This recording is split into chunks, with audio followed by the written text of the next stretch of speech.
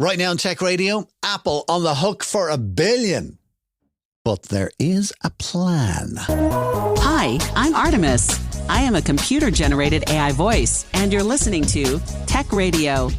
Every week online and on air with RT Radio, we bring you the very latest in tech. You're welcome to episode 1009, where this week, Apple and Google have been falling over themselves making changes to avoid EU fines. But for Apple, maybe too late. We're also talking about the International Women's Day and women in tech. And our guest today will be talking about passport queues and the pros and cons of using AI to make them move faster. Let's get into it. From techcentral.ie, this is Tech Radio with Dusty Rhodes and Niall Kitson. I'm Dusty. Joining me, as always, is our editor-in-chief, Niall Kitson. Niall, I suppose we'll start with Apple because there's three big stories. We'll start with Apple. I mean, we usually sort of split the news up between us. And this week you went, nope, I got the news. I got this. I'll go off and I'll compile it. And I come in to read the notes. And what do I see? I see a bunch of Apple stories. I'm like, oh, Dusty's got a bee in his bonnet over something this week. Cal surprise. I suppose, listen, let's start with the 1.8 billion euro antitrust fine from the EU, which I think brilliant, because Spotify filed a complaint. And basically, here's the thing, right? Apple charged 30% of anything that goes through their app store, which is ridiculous. Well, okay, open to debate. We'll do that in a bit. It would be very high. Okay, if you were to put it that way. All right. Like if Tesco were taking 30%, that would be considered high. If, an agent for Ryan Tubridy was taking 30%, even that would be very high. Okay, I'm going to play devil's advocate in a bit, but you explain what's happened. So there is that. All right. So, but this is only on. Then you're left with a case where you're selling your product for a tenner a month everywhere in the world, except on Apple, where they're taking 30%. So what do you do? Do you try and eat that and operate at a loss on the Apple platform? Or do you charge Apple users more money? It's a bit of a thorny situation to be in. Anyway, Spotify filed a complaint with the EU, and the EU agreed with Spotify. And I think one of the things that came out of it was not just the 30%, but the fact that Spotify or nobody else is allowed even mention the fact that other payment options are available off the Apple platform. They're not able to say, well, you know what, on Apple it's going to cost you 13 quid a month, but if you sign up directly on our website, it'll cost you 10 a month. They're not allowed to say that, okay? So that was the complaint that was filed. The EU agreed with them, 1.8 billion. This, I think, is interesting because I think the EU actually fined Apple €1. And then the 1.8 billion was a top up. Well, the original fine was 500 million. You've got it. All right. Okay, grand. Yes. And then the rest of it was a top up. You're right. The rest of it was a top up. The rest of it was, we know you're not going to feel that at all. The competition commissioner, Margrethe Vestager, came out and said, you know what, this is a parking ticket for Apple. We know. But this is related to the Digital Markets Act, which is into force now as we speak. And we are in this period where I think an awful lot of grace will be given to companies as they struggle, inverted commas. They've had a lot of time to prepare for this, to bring their operations into line. So I think we're going to see big tech across the board get a lot of fines, but they'll be smaller in nature, say smaller, inverted commas, in terms of the percentages, because the maximum percentage fine under the Digital Markets Act is 10% of your global turnover. Massive money if you're someone like Apple or Microsoft or Google or Netflix, etc., etc. Yeah, it doesn't matter. 10% of your turnover, okay? Considering that, the profit margin of a company might not be more than 10%. It's true. Huge. Yeah, absolutely huge. But when you have particularly profitable companies, the bottom line figure that may be coming into Europe or the Exchequer, very impressive. However, when it comes to the company itself, you've really got to send them something that they will sit up and notice, and 10% is pretty much it. Now, here is the devil's advocate bit, right? Now, I think in a lot of ways, the App Store has been a victim of its own success. Because as you remember, when the App Store opened in, 2009? Apps were generally small in nature. Basically, a lot of them were mobile websites with, a slightly different UI over it, maybe, and not a lot going on, often done by, individual developers. Most apps do not make money. It's people sort of tinkering around, maybe looking for something to have in their portfolio so they will get employed by a much bigger company. Fair enough. No problems with that. I mean, if your app isn't making money, 30% of nothing is nothing. So that's not a big deal.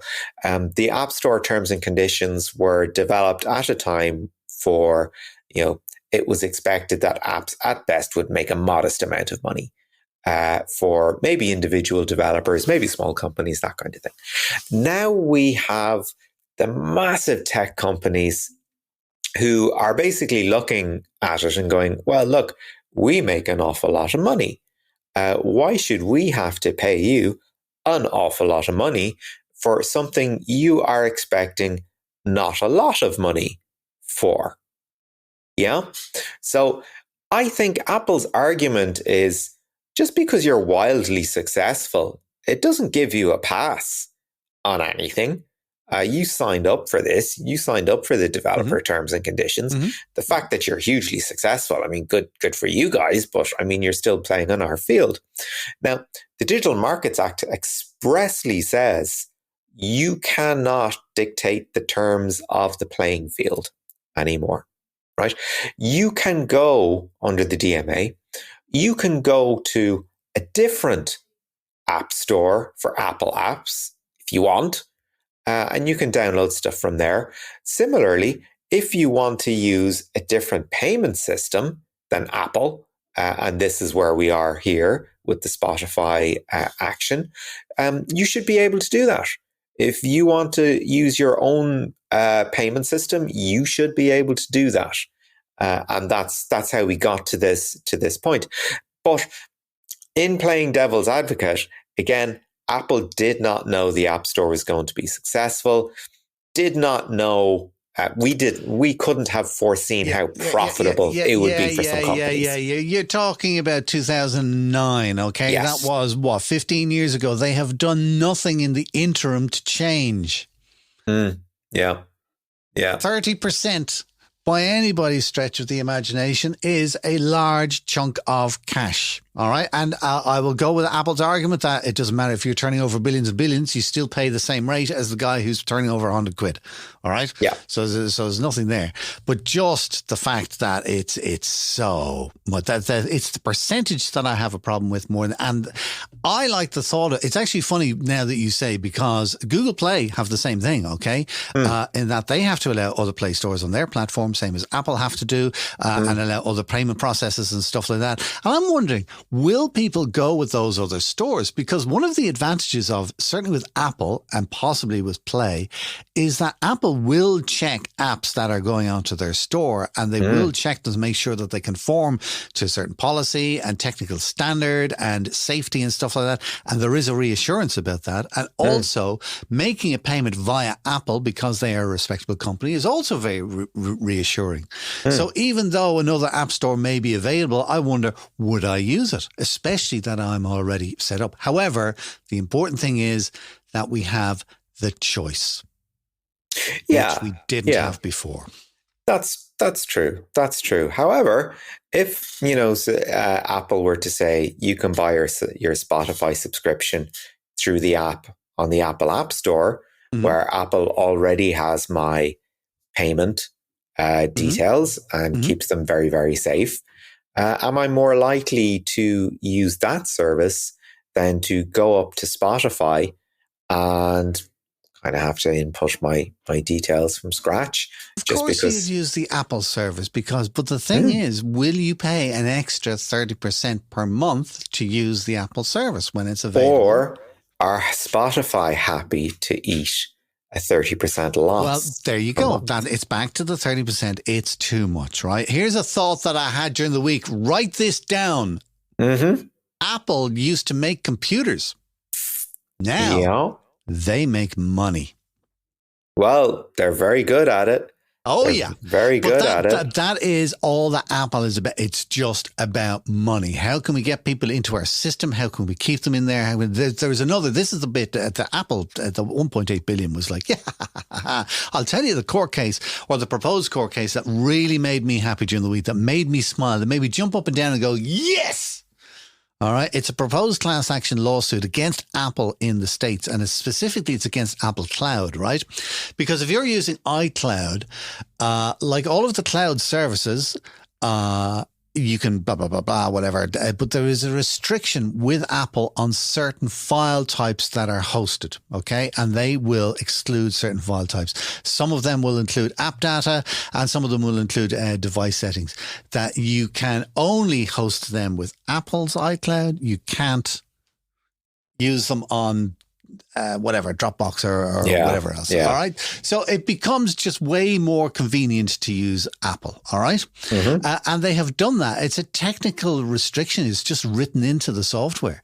There is no technical reason why people can't do that with other services, but they make theirs more appealing and easier to use so that you would use that without having to go through all the hassle of doing it with the other. And it's simply a software restriction. You know that I went absolutely bananas when I spent thousands on a brand new Apple computer to find out that I couldn't use the cloud the way I had been using it with the older machine.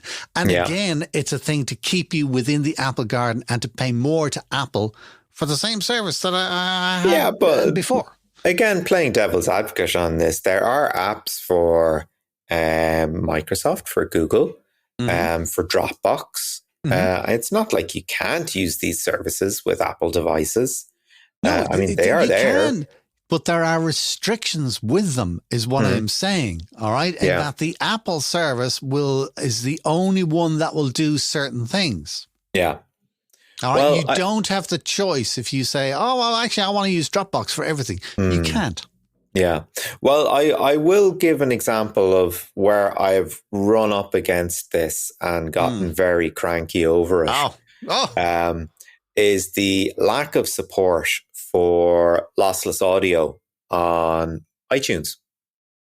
So I had a couple of things downloaded as FLAC files, not supported in iTunes, cannot be played in iTunes. So I was like, okay, that's a bit annoying. Not happy with that. Because I like my tunes. I like a bit of a quiet room in which to listen to them.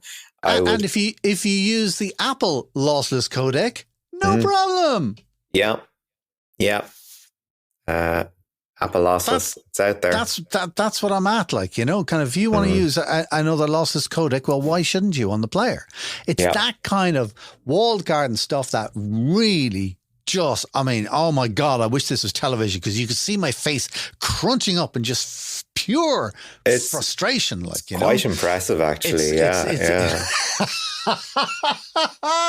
Finally, on Apple this week, they released their M3 MacBook Air to absolutely no plum or interest from the world in general. No. Do you know what I love about this story? In the context of what we've been talking about. Yes. And, you know, the legal action in Europe, the general annoyance over App Store practices and certain apps that come preloaded and are just easier to use than the competitors. What do Apple do? They go, look over here. We've got a new MacBook with an M3 processor. Well, I don't think it worked because nobody cared. All right, and I'm not surprised because when you look at the laptop, it's the same as the M2 MacBook Air. It's just got an M3 processor in there, and it's $100 more expensive. Yeah, but here's the thing. And for me, this is that episode of The Simpsons where they came up with an alternative to Malibu Stacy. Which I can't remember the name of the doll, Lisa's feminist alternative to Malibu Stacy. What happens? Malibu Stacy shows up with a new hat and Lisa's doll is immediately forgotten. So yeah, Apple, you guys suck. Oh wait, a MacBook Air in 13 and 15 inches with an M3 processor, all is forgiven, and it's only €100 extra. I mean, come on, like that's not a bad deal. This episode is released to the world Friday, the 8th of March, which is International Women's Day. And Niall, you've got some stories kind of in and around that.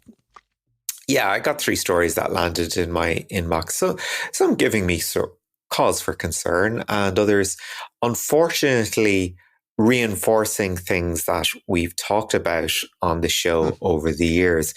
As we know, there is a problem when it comes to getting women involved in careers in science, technology, engineering, and maths, or STEM.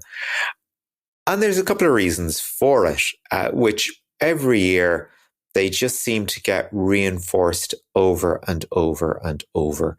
Engineers Week is coming up, which is sort of vaguely related to this, because it's about promoting awareness and promoting careers in STEM. And they issued a result conducted a survey conducted by Ipsos BNA, and they found that 39% of women said they did not view engineering as a suitable career. 39, more than a third of women. What was it for men? 29%. All right, okay. So, it's the old perception of these are jobs for men, these are jobs for women still persists. And I see it in my daily life as well. Now, hang on. Can I just make a point here, all right? Because there's always the half glass full half with a dead. Yeah. 61% of women view engineering as a suitable career. Think about that. Yeah. Continue. Yeah. Okay. And I'd say that is testament to a lot of the progress that has been made. In terms of, engineering, just to pick at, because I've got, some notes in front of me on it. 13% of all professional vacancies in 2022, the entire jobs market, 13% were for engineers of various types. It's a massive sector. If you want to be well paid, if you want to get into a job, look at engineering. Similarly, if you want to get into a really good job, take a look at cybersecurity, because that's where it's at. A similar report that I found in England. So there is a little bit of transference going on here, but a survey of 500 women working in the technology sector found that 76%, when asked, said they had experienced gender bias or discrimination in the workplace at least once, which is a big increase on the last time this survey was conducted in 2019. So it's kind of the latent argument is, okay, if you're interested, that's nice, but you still will probably have to deal with inappropriate behavior at some point, maybe a hostile work culture. But to bring it down to those elements that we alluded to earlier, that we do know why so many women and girls are turned off careers in STEM, it comes down to parental expectations. It comes down to peer pressure. In particular, we see more girls do biology at Leaving Cert level instead of chemistry and physics. Let's see. And it comes down to a lack of role models.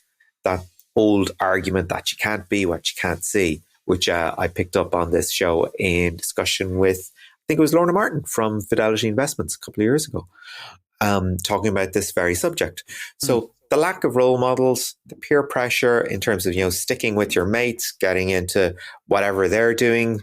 And then, okay, what kind of jobs do my folks think I would be good at? Because there are certain professions that are dominated by women. Apparently HR, dominated by women. PR, dominated by women. So the weird thing is that very often I will end up dealing with women to get interviews with men. They're still there in that chain. It's just they're not visible. And that visibility issue is certainly something that comes to the fore. I think things are changing, and particularly when you look at the news every night and the minister for this and the minister for that. We've so many female ministers now. I think it's fantastic. I am going to stick with that fact that you gave just a few moments ago, and I'm going to stick with my flipped version where 61% of women feel that engineering is a suitable career. Anybody who's thinking of it, if I was talking to any kids, I would say, will you jump into that? For God's sake, they are crying. You said what, 13% of all jobs in the country are engineers. I talk to engineers as part of my my job, and one of the things that is always coming back is trying to find staff. Oh my God, they are crying out for staff. Kind of if you want to get into engineering, regardless of your gender, all right, terrific career to get involved in, and brilliant money in it, and great opportunities as well. And the fact that 61% of women feel that engineering is a suitable career, I think is brilliant. I interviewed an engineer for a podcast, and I loved what she said. I said, how did you get into it? And she said, well, I was a kid and I was walking along and I saw this man who was building a bridge, and he had a Mercedes, and I went, that's a nice car. I'd like one of them. And I went up and I said, what do you do for a living? And he went, I'm an engineer. And she goes, Grant, that's what I'm going to be then. And I went, boom. What? Boom. How very Irish. How very Irish. As Bono once said, in some countries, when somebody is, very successful, they get worshipped and they get praised and this sort of thing. In Ireland, when somebody is successful, people look at them and go, I'm going to get him. Yeah, or they go, I'm not going to go over and ask him for his autograph just in case he thinks he's famous. I wouldn't give him the pleasure. Anyway, another story to do with this is with Ireland and how we compare with Europe and European countries with support for women-led startups. What's the story there? Yeah, again, a report that we're citing here. This one is from Tech Ireland, and this year we saw a slight increase in the number of Irish women-founded startups being backed. Last year, in 2022, it was 72. 2023, it was 77. Overall, however, in the market, we've seen a tough one for venture capital investment. So, there might be an element of tallest dwarf here, and there were only 2 deals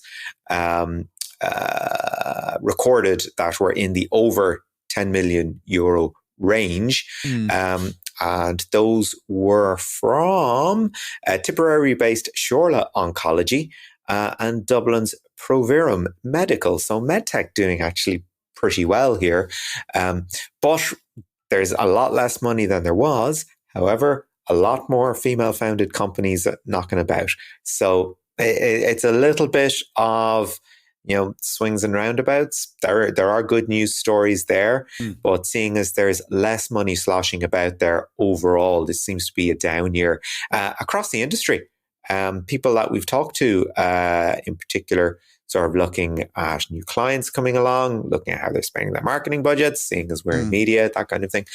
Everything is very quiet this year so far, whether it's an element of skepticism has crept into the market, whether we're into sort of a real post-COVID slump, whether we're into kind of wait and see what comes up this year, seeing as we're not maybe people are asking ChatGPT what their marketing strategy should be.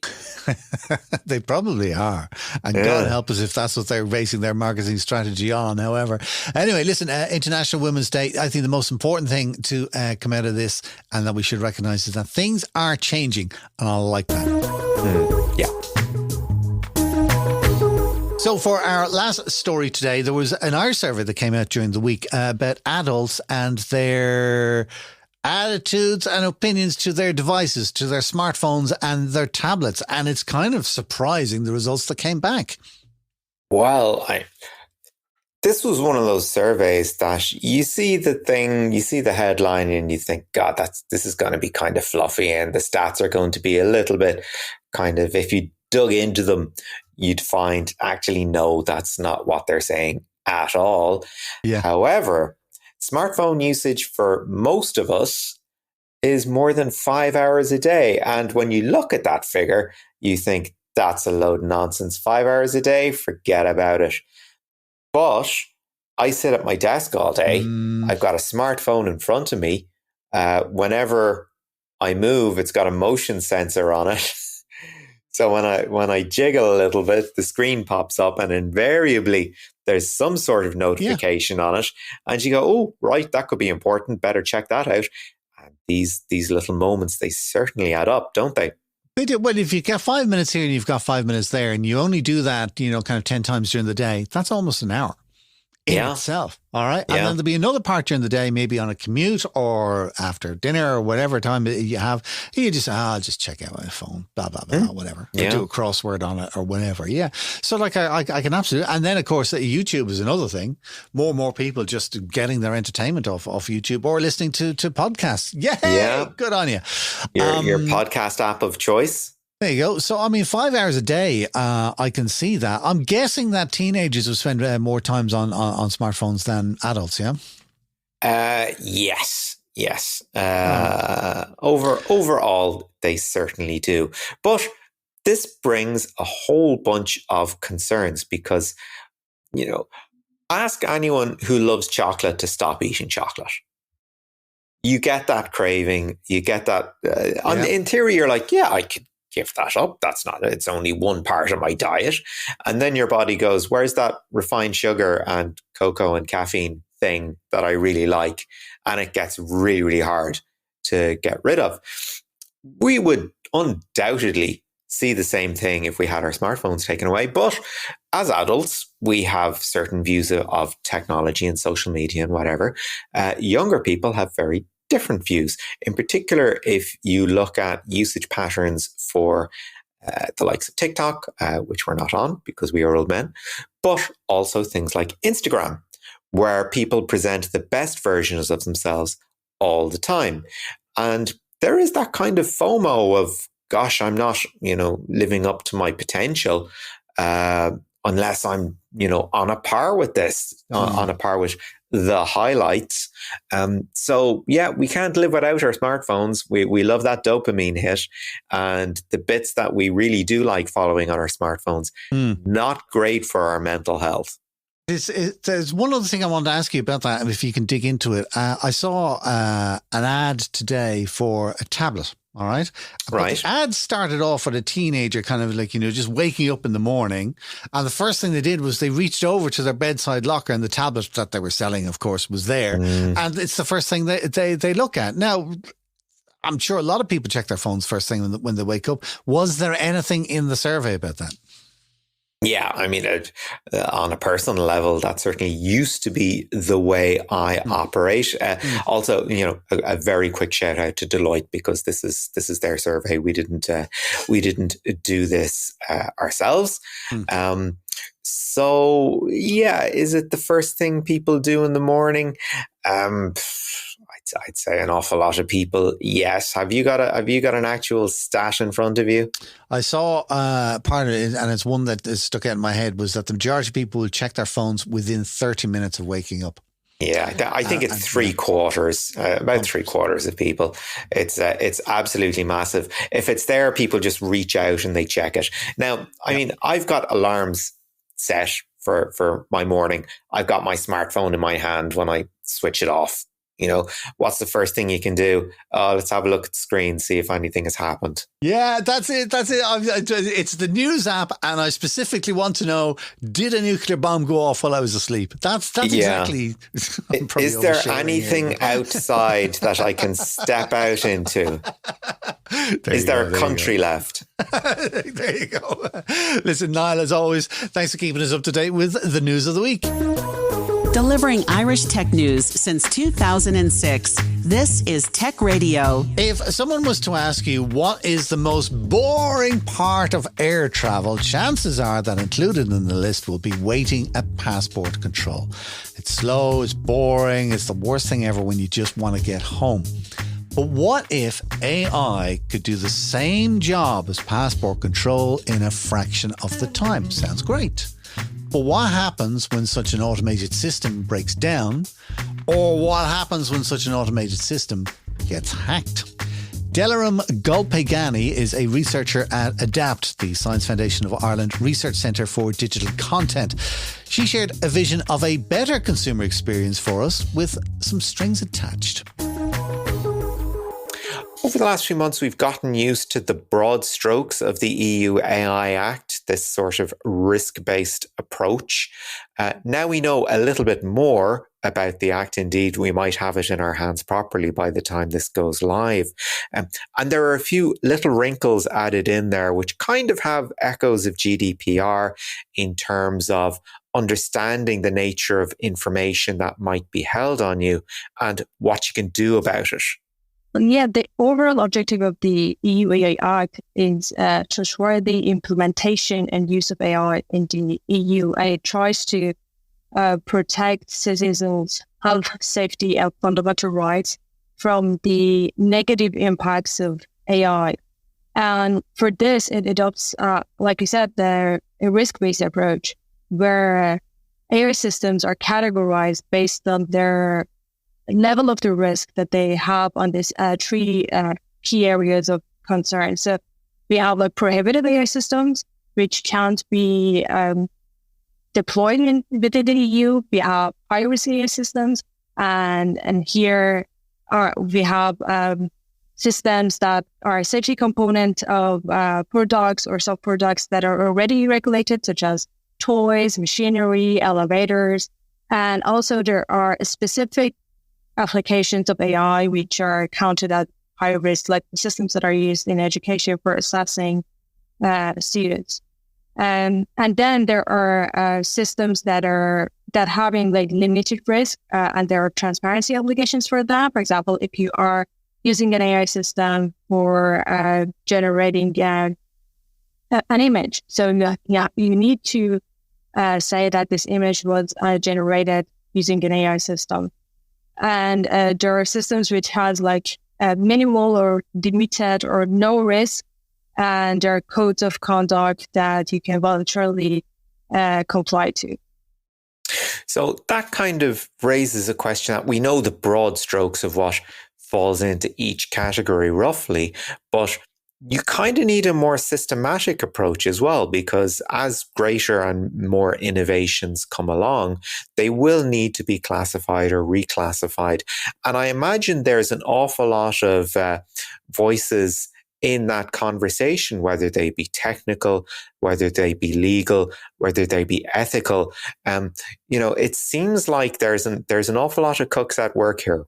Yeah, so like the high-risk areas are defined in annexes of the Act.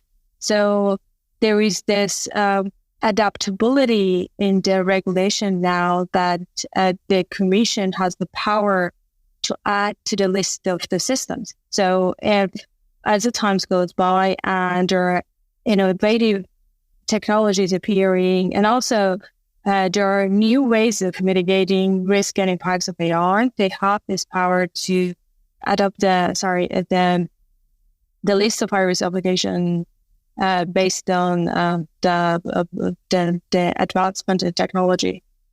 So then, in looking at making things quite methodical, or streamlining that process, is there a software-based solution here that we can, I suppose, take away the problem of automation by automating something else? Well, so like for specifically about determining high-risk AI systems, so one thing is just going over the list of the systems. So like I said before, there is Annex 2, which lists the systems that are already regulated in the EU, like toys, machinery, elevators. So these are kind of quite clear. But the applications of AI in Annex 3, there are mainly applications that are used in the public sector. So we have education, we have employment, we have law enforcement, and in the, like I suppose in this sensation area, there is a kind of a lack of standards to help providers and also users of AI to determine whether their system's high risk or not. In ADAPT, we try to analyze the list of high-risk applications of AI, trying to find how we can help people to determine whether their system's high risk or not. And we realized that with like 5 concepts, which are like the domain of the system, the purpose of the system, the capability, for example, if you're using voice recognition, if you're using facial recognition, the user, or what's now called deployer of the system, like if it's a university, if it's a public body, and the subjects of the system. So if we are making, for example, decision for students or people who are traveling, then by combination of this, you kind of get an idea whether your system is high risk or not. That's really fascinating. That's something that seems quite benign, like going through an airport, has a number of high-risk AI systems in there. How do you sort of manage that risk? Is it a matter of making people more aware that, yes, you're going through here, and the fact that you've done something very convenient with your passport has actually created a data point that might be useful to a bad actor? Like, how do you get across that message without putting people off, more convenient applications of pretty worthwhile technology? It's one of the most important things here is AI literacy, which is explicitly defined in the AI Act, that those who are using the system or those who might be affected by the system should be aware of their risks and harms of the system. But I think one of the other things should be making people aware of how to interact with the system. So for many things, we have like safety instructions for airplane safety codes, we have medication leaflets, we have construction safety signs, which are kind of in a very simple way and kind of very efficient way to try to communicate the key element of safety. For AI systems, I think that should be the same. So there is a need to communicate how to use the system, first of all, and also how they can kind of opt out of the system's decision. So if there's kind of an option available to challenge the system's output, if there's something wrong, if the system is not accurate, there's a need for transparency and kind of genuine communication of risks and limitation of the system, and telling people what to do if something goes wrong. So do you think we're going to see a case where people, as they become more AI literate, will become more questioning of the technology that's around them? Or do you think it'll just be a case of, well, I know there are protections out there, that's fine? I think it really depends on the kind of the trust on the regulators and who are enforcing this regulation. By the time goes, we will see the kind of effectiveness of the AI Act. But I hope that we will be in a position that people trust the decisions that are made by the system, or trust those who are enforcing the regulation, so that we can benefit from the use of AI system. At the same time, we are sure that the risks and harms and negative impacts of AI are mitigated. Lastly, I know your work has involved sort of that space between AI and semantic web. So tell us a little bit about how that works. So in my work, I'm specifically looking into risk management obligation of the AI Act. I'm trying to build vocabularies and ontologies around AI risk and AI risk management to assist with the compliance with the AI Act. I'm also looking into the technical documentation requirement of the Act. And I hope that with the ontologies and taxonomies that we are building, we would be able to create this kind of common language that is lacking and very much needed to facilitate the conversation between those who are involved in implementation and enforcement of the AI Act, and it is a broad range of stakeholders. We have standardization bodies, we have regulators, we have companies who are developing AI systems, and we have people who are affected by the use of the system. So it's a very broad church that you're dealing with. So how large a sample are you working with, just to make sure that you have, enough voices and that they're represented in, I suppose, a fair and proportional manner?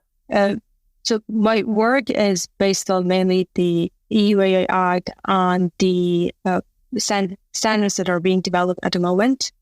But what we try to do is just communicate with different types of stakeholders to gather their feedback and opinion about the taxonomy.